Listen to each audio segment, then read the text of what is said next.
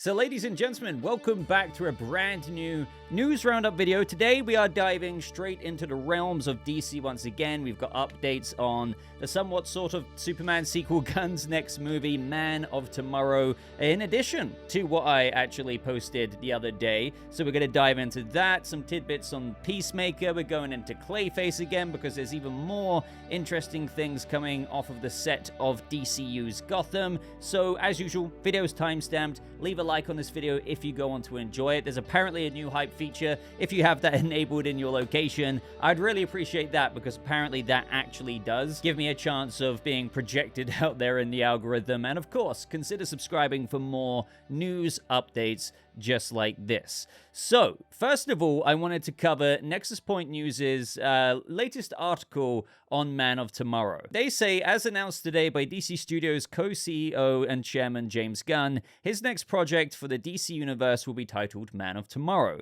The film will serve as a direct follow-up, but not a sequel to Superman, which has got still some people confused, being like, how is this not a sequel? We're going to dive into this a little bit more maybe in today's video, but I do want to remind everyone that I am doing a DCU discussion series soon, so feel free to leave your comments or questions, rather, theories, whatever you want to have featured in that dedicated video over on my community tab where I've left a little post there. But continuing on here, they say sources tell Nexus Point News that production is aiming to begin in the summer of 2026, specifically in June. Gunn will write, direct, and produce the film. No surprise there. DC Studios' co-CEO and chairman Peter Safran will produce along with Gunn. Now, they continue to say, obviously, David Corenswet and Nicholas Hoult are set to reprise their roles as Clark Kent and Superman and Lex Luthor, respectively, and will serve as co-leads of the film. Although the film will continue their rivalry and feature Lex as an antagonist, rumors suggest they will also join forces as well. Although unverified, sources also tell Nexus Point News that Supergirl, Lobo, and Peacemaker will have roles in the film as well. On Instagram, Isabella Merced hinted at her return as Kendra Saunders' Hawkgirl, saying, "See you soon." So that is the little additional bit of information there with regards to, okay, I think a lot of us expected, I mean, originally, what we thought, or a lot of people thought Man of Tomorrow was going to be, was a Superman and Supergirl team-up. But now we know it's more of a Lex Luthor Superman team-up. There isn't technically any confirmations, but I feel like it's very safe to assume that. That doesn't mean they're not going to butt heads. That doesn't even mean they're not going to fight in Warsuit versus Man of Steel. But at some point, they're going to have to unite together, kind of reluctantly there. But we know, as Gunn teased as well, that it's going to be made up of, you know, other characters from Superman, which is what had me and some others leaning into, you know, is there going to be some Justice League International inspirations in there, just in terms of, you know, kind of enlarging or growing the Justice Gang team. Because obviously, I feel like it's obvious, but the way I look at the Justice Gang is kind of this proto-Justice League. I mean, after all, they're in the Hall of Justice. We don't have a Justice League in the DCU existing, as Gunn says, yet. You know, we've got plenty of members yet to go. But with whatever, you know, threat brings these characters together, we're talking, you know, Luthor. They're going to have to go to Belle Reve to get to Luthor and be like, look, we kind of need your help. We hate to ask. But and then, you know, after the events of Supergirl, if, you know, take this with a grain of salt, of course, although Nexus Point News, I will say, has a very good track record. The fact that Lobo, Jason Momoa's Lobo, will be brought into the mix is very interesting. I that kind of makes me assume that whatever kind of foot they start off in the events of Supergirl, Woman of Tomorrow, because Lobo's character isn't actually in that original story, so, you know, he's being injected in there. I guess they may become buddies after that, and Kara might be like, Lobo, I need your help. But also, you know, Peacemaker. Now, I think Peacemaker's the one that's got a few people intrigued here, because they're like, really? Peacemaker's gonna get involved in this big Man of Tomorrow movie? Obviously, we don't know how big John Cena's Peacemaker role will be, but I suppose at the end of the day, this does show a cohesion between the projects, although, you know, this does bring up now the topic of discussion about, okay, but, you know, if that's the case, then how are we not supposed to watch Peacemaker if you're saying that projects like that won't be homework, Mr. James Gunn. Now, we will revisit that very question there in just a second, but as for the production date, with the way they seem to have a really kind of oiled up wheel here, like everything is spinning very smoothly when it comes to DC Studios projects. I mean, not everything, but like, you know, look at how fast Supergirl came to fruition with Ana Nogueira's writing, Peacemaker Season 2, Gunn writes incredibly fast, so on and so forth. Like, you know, and that's another thing. People are a bit concerned about the script, saying, really, did he write this fast? That is just something we know about Gunn now, of course. Like, I will indulge. Will that make a good movie? I can't confirm that. I haven't seen Man of Tomorrow, but we know this is how he writes. For example, we had this user here saying, how much of a portion of Man of Tomorrow have you completed writing? Because I also saw some people being like, well, is Gunn making an exception for his own, we won't make a movie until a script is complete because, you know, is the Man of Tomorrow script complete? Is Gunn kind of, you know, treating himself differently here? Well, Gunn's answer to that is all of it. I know that sounds hard to believe considering he said that he had finished the treatment a few weeks ago.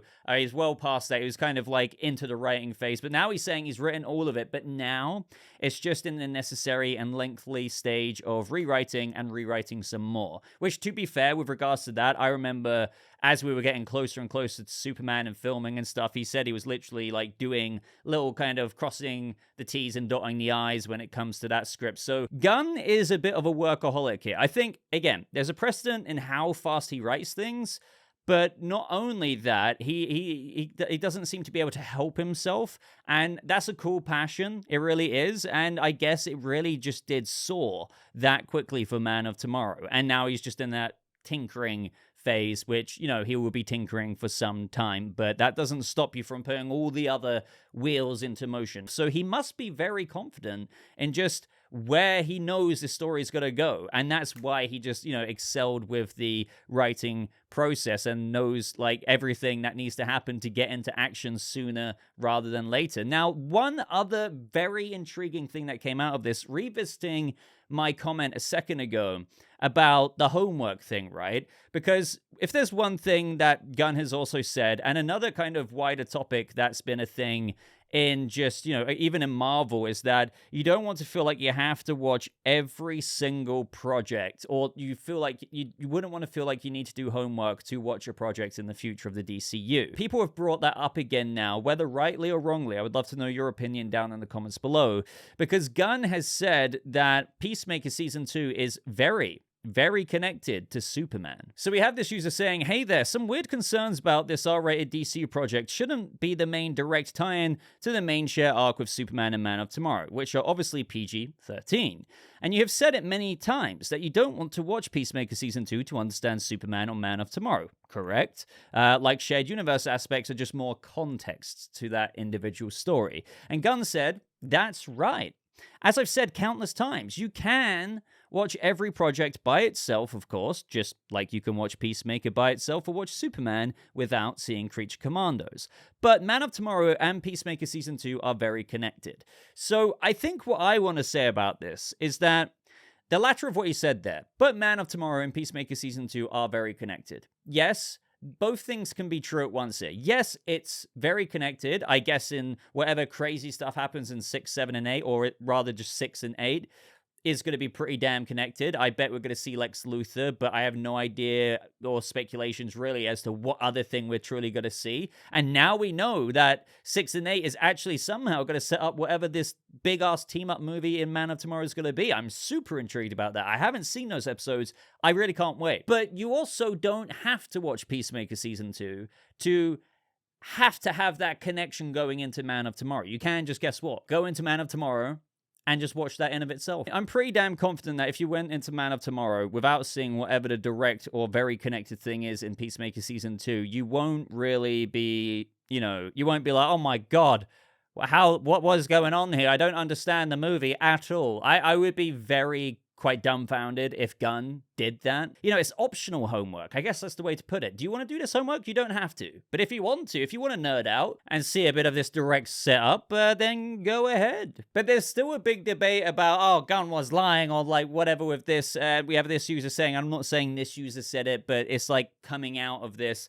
But they said, I'm a little confused right now. Is this the same movie you've talked about in the past? The one where you said Superman has a major role, but wasn't exactly a sequel? Or is this a different movie, and this one is actually Superman 2? Gunn says, yes, sorry, this is the same movie. Superman has a major role, but it's not Superman 2. I don't see what's so hard to understand about this one. It's not Superman 2. Like, Superman, yes, it had other characters in it, other supporting characters who were superheroes. We don't need to go over that whole debate again, like, because other movies have bloody supporting characters in it. But it was Superman's story still. It was about him, as per the tagline for the movie since 2023, reconciling his human upbringing with his Kryptonian heritage with everything Luthor, like, kind of threw at him, right? And being reassured in his place more than ever. Man of Tomorrow won't be kind of that through line of a Superman story. Superman will be a major character, even possibly, as reported here, a co-lead with Lex Luthor. But it might even be more leaning towards the Lex Luthor movie, if anything. But do you know what I mean? We'll have lots of Clark Superman lines in it. We'll have lots of Luthor lines. But is this Superman's story? I've seen so many people bitching about this on Twitter recently. I know some people are like, but don't focus on the negativity. I want to try and answer every angle here. That's why I do it. But it's just like, that's why I understand why Gunn said it's a sort of sequel. He couldn't quite exactly maybe call it a Lex Luthor movie,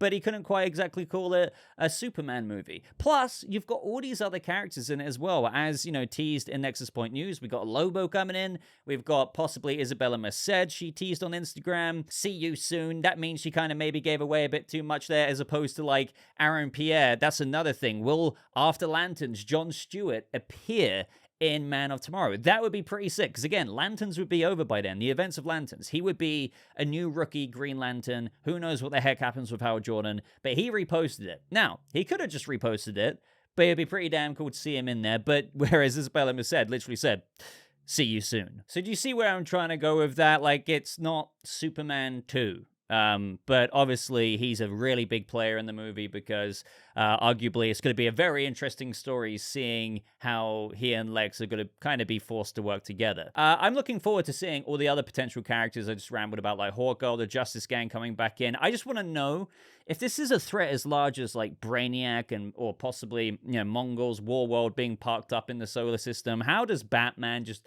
you know, not get involved in this? This is why I've always, again, I'm not saying he is, but this is why I do like to entertain. If they are, since, you know, maybe they are waiting because of the Batman Part 2 coming out in 2027 before they go full send into DCU Batman, they may have reevaluated, like, hey, can we bring him in before this in critical roles? If not, like, you're just going to have, like, Bruce Wayne chilling in Gotham, just being like, okay, I know that's the Justice Gang, but, you know, do I want to get involved in it? You know, I don't know. Maybe they can just sort it out themselves. I'll arrive like sometime in 2028 or something. I don't know, man. I don't know. Especially with Clayface, that's always been the original theory there. But, you know, as for like the actual direct tie-in with Peacemaker, I would love to know your theories in the comments. I mean, I think since we got it teased in that teaser trailer for season 2, or like, you know, this season on Peacemaker season 2, where Frank Grillo says, we need to go to Belle Reve. Well, that is one way. Like, remember how Frank Grillo said that Gunn said to him, you know what we've got coming next, right? And I'm like, no. He goes, we got something big, and you're all over it. I don't know what it is, but he knows whatever he needs me for,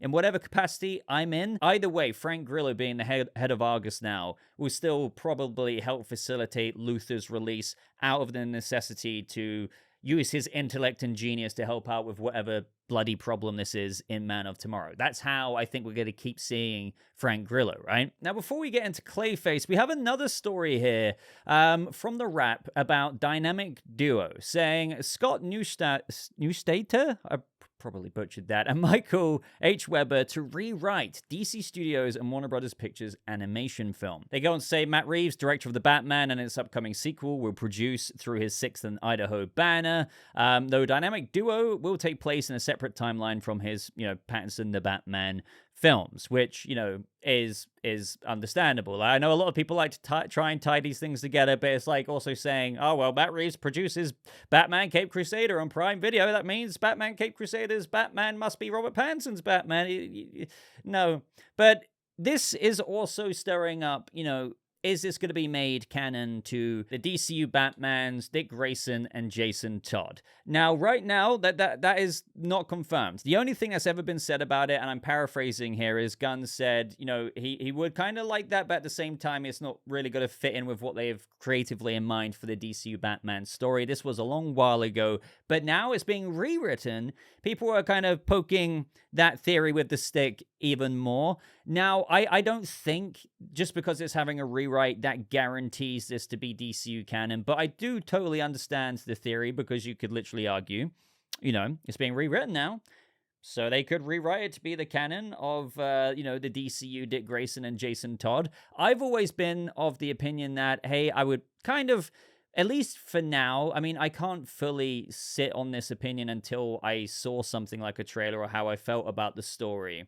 But I've always said, like, with the description of how this dynamic duo of Jason and Dick Grayson, calling themselves the dynamic duo, operating as these orphaned thieves who, you know, these best friends who share dreams of a better life, but their friendship will be tested by competing visions of a future out of which will come a new dynamic duo. Like, that kind of makes it seem like they're orphan thieves before they get picked up by Batman or something, and then they have these competing, you know, maybe they get into Robin Hood under Batman, but they have these competing visions. It just seems like what it always felt like it was, and that is, you know, just like how you have Merry Little Batman, like a fun, family-friendly kind of movie thing, Dynamic Duo was going to go swing for the sky with how ambitious it is in the artistry department, with Swaybox going for a stop-motion, puppetry, you know, live action at points, like motion capture, like all of these things to create something so impressive, but a family-friendly kind of cool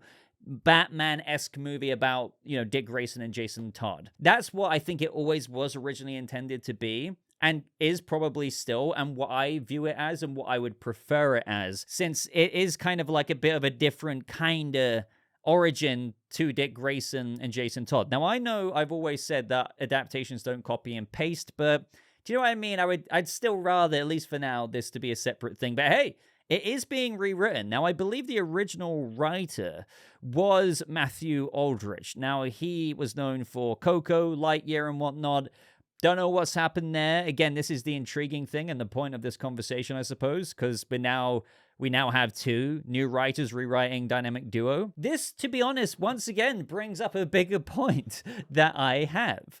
And that is, granted this isn't, and technically hasn't been confirmed as DCU canon, but, you know, to be fair, and I want to call things out when they're called out, but like, what happened with this? This project was being made with the script done, right? And Swaybox were going at it with making this movie. And that adhered to James Gunn's, we're only going to pursue and, you know, bankroll the movie and start pre-production to production when the script is complete. Okay, but just like Sergeant Rock, which, you know, was looking at a shooting date. It was almost happening, and then, oh, wait, no. But it was going to. But now Gunn admitted the script wasn't where it needed to be creatively. I remind you of Sergeant Rock because that movie was moving forward. The script must have been looked at, approved, to then go back on that, and now Luca Guadagnino isn't doing it anymore, and that's because Gunn said the story isn't where he wanted it to be creatively, so therefore, why was it even approved in the first place? But, you know, maybe hindsight can be quite, you know, a thing when things kind of possibly change in between your plans for a larger DCU as things unfold.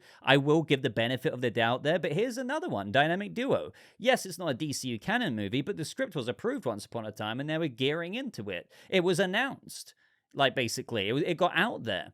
But now you have a rewrite. Why?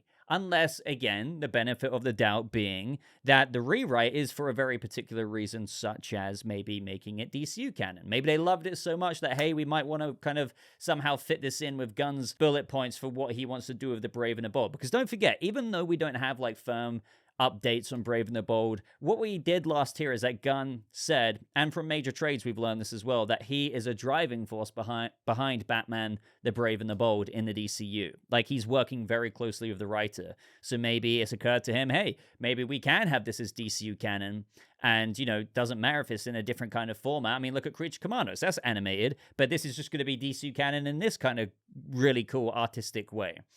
But it might not be. I don't know. But here's the update. We're having a rewrite on bloody Dynamic Duo. Would you like it to be DCU canon? Would you like the canon of Jason Todd and Dick Grayson to be starting from a point in where they're basically both orphaned thieves kind of chilling about Gotham. They're best mates, and they share dreams of a better life. And, with that description, it kind of sounded like, okay, well, Batman hasn't picked him up yet.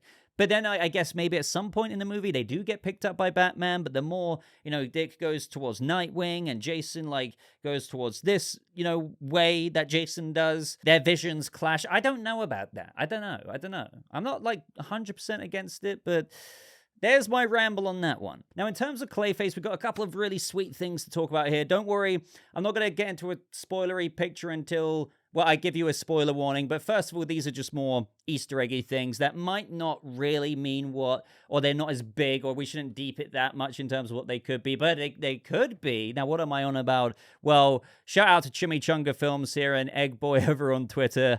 But we've got a shot of a Black Canary nightclub looking sign in Gotham City. So yes, this is set dressing. I keep saying set dressing, you can't guarantee that's going to be actually a plot significant thing. And while this is set dressing, a sign like that compared to maybe a newspaper set dressing will most likely be seen. But then again, I will say it's, stuff like this, shops, signs like this, they can often just be Easter eggs as well. But you know how much I want Green Arrow, Black Canary in the DCU. Yes, I know what James Gunn said about Green Arrow. He's not in the, overall plans right at this very moment. But still, I really appreciate seeing Black Canary on a sign, on a street in Gotham. The exact same thing can be said for Roman Sionis's Black Mask, because what do we see here? We see Sionis Industries, work in progress, contractor Sionis Industries. So basically, they're doing some kind of construction work. It's under that kind of company of Black Mask. So again, it's just, I love it. I'm not saying we're going to see Black Mask, but in this world, let alone, can you even begin to imagine when we do get Brave and the Bold and we have the Batman and Damian Wayne movie and, Bruce takes him on a night out, a day in the life of Batman, night in the life of Batman, trip into the city, crime hunting kind of thing. And that world could be alive. In the same way how the intro of Matt Reeves' The Batman was such a quintessential to me opening of a Batman and, being sucked into the essence of Gotham and its crime and just the production design. I really hope for a similar essence of just life of Gotham and world building with, again, the Black Canary thing. Sionis Industries doesn't guarantee you're going to see them, but it's still really, really cool nonetheless. Now, for those of you who care about the merger versus anti-mergers or the merge bros or whatever they call themselves, well, just for argument's sake here, they're shooting also where Gotham City Hall is, and Gotham City Hall looks extremely different to the Batman's City Hall, which we've seen, most recently in The Penguin. As you can see here, here's the building they're using for City Hall, here's the front entrance of City Hall, and then you kind of look at this City Hall in The Penguin. You catch my drift. So again, I know not many people care about this or are exhausted by it, but it's just more evidence as to Gunn hopefully being true to his word and actually keeping them separately, but maybe not hopefully for you. Maybe you are a self-proclaimed merge bro. There are some other Clayface things that I want to get into now, which, you can mark as spoilers for sure. I wouldn't view them as crazy spoilers, but just in case you want to know absolutely zilch about the movie, then I would look away now or maybe pause the video. I don't know. But we had Tom Rees-Harris here dancing on some steps and doing a bit of everyone's saying that, we're getting a new Joker dance. And you never know. I feel like there could be an artistic kind of quality of expression from Matt Hagen. Possibly when he has, had gone through the incident, he's had whatever substance maybe Caitlin Bates gave to him, whether it's Renew You or something else that they're calling it in this movie. And Clayface might regret that, or he might not, but there could be this emergence of the mud monster and the clay, of the manipulation of what he can do now. And I feel like what he's doing in this scene, as we see evidently, is that he's looking at his shadows and he's dancing to music on set. And he's really trying to create some really larger-than-life shadows and whatnot. And you can just imagine this sequence in the movie where there's this expressive moment of the birth of Clayface, where he will be a big blood monster at some point in the movie, undoubtedly. This is the fantastical DCU. But what he's doing here, I can imagine it's kind of like a birth. I'm not sure, obviously, but I found it very, very intriguing. Now, speaking of a birth of like a new thing that Clayface will become, we've had a set photo, and again, shout out to Chimichanga Productions here. He managed to get a shot of this newspaper where basically Naomi Aki was filming as Caitlin Bates, and if you don't know already, apparently she's the CEO of her own biotech startup and wants to help Matt Hagen, and she's the one with the detective in the movie, and, you know, basically she could be the Renew You supplier, and that's where this movie goes with adapting that origin. And she's reading this newspaper in this scene. And on the newspaper, it says, actor Matt Hagen dead. And you have like his headshot here. So again, like very Clayface. He's already an actor. This is why he's got a lot of attention when he goes into court with that like kind of Hannibal Lecter mask covering his face. At some point, he's going to get the substance, the Renew You or whatever they're going to call it. And that's going to give him his morphing, shape-shifting abilities. But, you know, they're reporting he's dead here. Now, we know that he's not going to be dead, but it's just a cool thing to spot with what they're doing here. And I wonder if in this scene we have Caitlin Bates being like, well, I know he's not dead, but he's just appearing as this person over here. And I'm the one who helped him even be able to do that. So again, nothing too crazy, but technically spoilery because Matt Hagen's being reported as dead. Don't worry, I'm insanely confident that this isn't a spoiler for like, oh, he became Clayface and then he died. No, like, your boy Clayface is just, he's appearing as someone else, but they've, you know, made it look like he's actually dead, so he can actually live a life of, basically, whoever he wants to appear as. And as for a news story when it comes to Superman and its theatrical run, we have a very interesting Variety article here, one that is causing a lot of debate. Like, I always find this interesting when people use trades to kind of back up their own confirmation bias, right? Sometimes it's like, okay, see, this came from a trade. It's true. But when it doesn't support basically your outlook or agenda on things, it's like, no, like the trade's lying. Which is it? Which is it? Well, this is being hotly debated because they talk about Warner Brothers and actually kind of how well they've been doing in the box office overall. And the article is, after Conjuring Last Rites, Warner Brothers makes box office history with 7 consecutive movies opening above 40 million. So after the article talks about Minecraft, what that opened to after how bad Joker Folie à Deux did, and then also Mickey 17.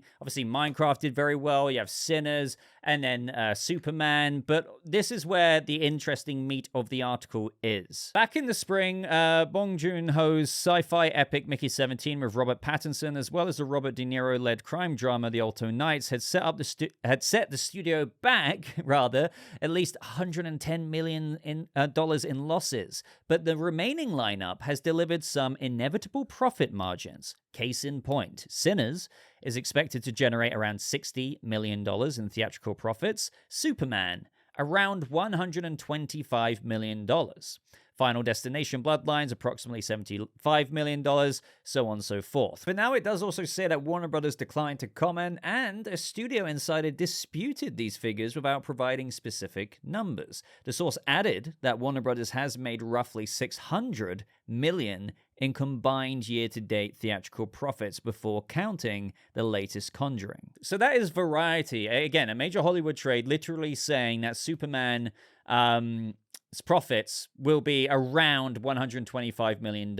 Now, again, around means not necessarily an exact figure, but, you know, maybe some people thought with the $610+ million theatrical run so far or whatever it's on, it wouldn't have much of a profit, maybe 40, 50 mil or so or something like that. Obviously not including premium video on demand sales, digital things like that, and merch and, you know, whatnot. But they're saying that despite what some people think about the budget, mixed with this, mixed with that it should be making around $125 million, which is, you know, that does make sense as to why they're like, okay, we're going to greenlight Man of Tomorrow. Again, Superman could have done better, but we've debated and I've tried to make clear what Warner Brothers mostly wanted to achieve with putting one good foot forward. Again, it doesn't mean you personally, subjectively have to like the movie, but overall, it was a quite widely well-received movie by audiences and critics alike. And the fact that it did get past 600 million is still pretty damn good, when on the other side of things, it could have done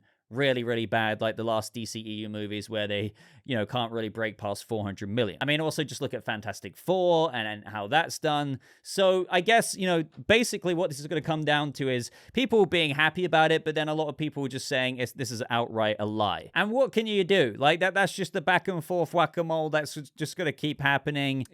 My thoughts is just, okay, I would like to see even more confirmation of this, but I wouldn't want to think that this trade is just pulling this number out of their ass out of nowhere. There are things in this movie that could have contributed to that $125 million, theatrical run. Like the marketing may not be as big as some people thought, because I remember that was initially being like, oh, it's 200+ million. Oh, no, wait, it's not quite 200 million, on top of the $225 million budget. But then there's also tax reliefs and things like that. There's domestic shares of tickets, which are much larger than international shares of tickets, and so on, so forth. But it is pretty mental to read. Like, again, just going on my Twitter, seeing all the different outlets commenting about this. Superman is expected to generate around $125 million in profit from its theatrical run. It's interesting, like, if that number is close to being true by the time, I don't know, maybe more news comes out of this, more,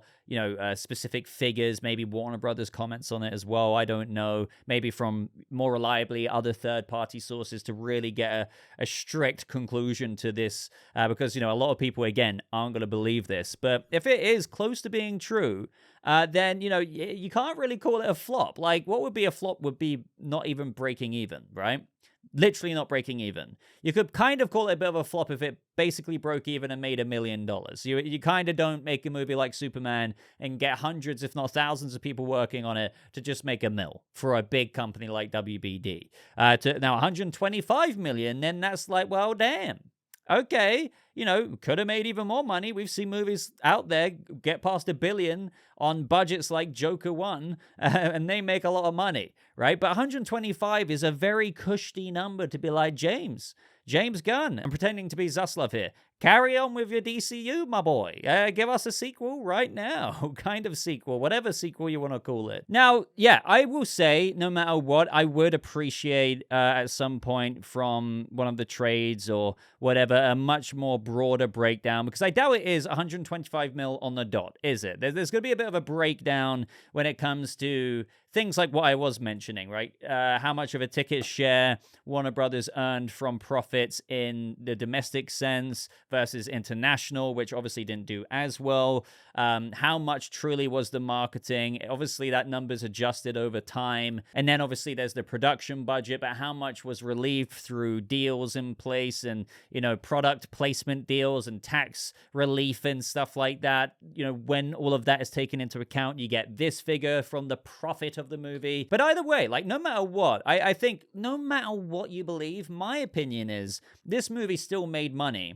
And for a first, attempt at rebranding and getting the goodwill back from the public as much as they possibly could, right? For an interest in future DC projects under the new DCU, any kind of profit, even north of 50 mil in my mind, is quite a W in terms of, hey, the DCU has a future. If it is anywhere, and I will say, yeah, let's have some skepticism here, just because we haven't got all the sources here, even though it is a major trade. But if it is anywhere above 50, 60 mil, like, I would say that's pretty damn good. And they just need to kind of keep getting that momentum. Superman gave the audiences, a lot of people, clearly, quite an impression, and hopefully more people will turn up next time. But that remains to be seen, of course. So let me know your thoughts on that topic. But ladies and gentlemen, I think that's where I'm going to end today's video. Another fat, rambly one, as always, but I invite you to do the exact same down in the comments below. Have a fat ramble down there about each and every story. Maybe you only want to talk about one story. Yeah, I read every comment, so I'll reply to some of you, of course. If you're still watching right now, please, please, please leave a like. It really means a lot, and it does actually help. And if there is the hype feature available in your location, because apparently it's not everywhere, but it's available in some places. Consider doing that, because actually that does really help out a bunch. Double check if you're not subscribed, because if you're not, maybe today's the day you'll consider subscribing for more videos like this, so you're up to date on everything. But ladies and gentlemen, I'm gonna love you and leave you, so thank you so much for watching. I hope you have a lovely rest of your day, and I'll see all of you guys in the next video. Goodbye.